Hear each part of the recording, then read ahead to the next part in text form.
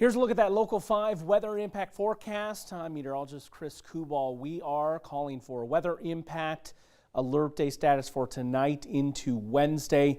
We have a powerful blizzard on our hands, producing whiteout conditions, blowing, drifting of the snow. Travel is extremely discouraged away from city limits. Here's why. Blizzard warning in red. We have a high wind warning in the purple here. Look at the wind gusts.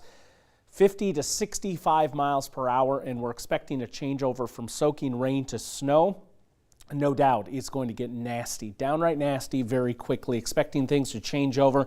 In central Iowa, I would say closest to the I-35 corridor around midnight, a little earlier in western Iowa, a little later as we go into the eastern part of the state. But you see the trend, the wind on the uptick, and we're also going to be looking at that snow increasing as well. Rainfall totals at the time of this recording, looking at amounts 1/4 to 3/4 of an inch. In the end, we're expecting widespread amounts 1 to 2 inches. Estimates, again, this is as of 4 o'clock, somewhere up around either side. I have a 1/2 of an inch to 3/4 of an inch. There is some concern that we see just a bit too much water leading to some ponding in some of the typical low-level areas. Our rivers, streams, and lakes should be able to absorb most of the rain we are expecting due to low levels.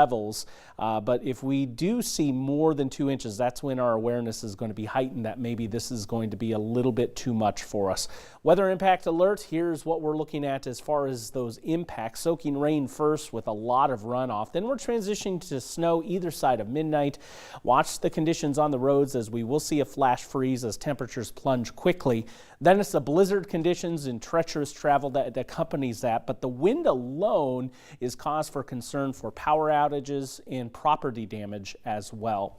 Here's Futurecast. We have wind gusts plotted. You see right at the same time that we see the snow take over, the wind is on the uptick, and you see some of those marks rising north of 60 miles per hour as we continue overnight. 2 o'clock starting to get closer to the Highway 63 corridor and spreading eastward. There will be at times snow rates, especially early on, 1 inch or more per hour. That will let those totals add up, especially over western Iowa. Even after the snow ends, those winds are staying strong, 40 to 50 plus miles per hour all the way into the afternoon, finally relenting going into Thursday morning.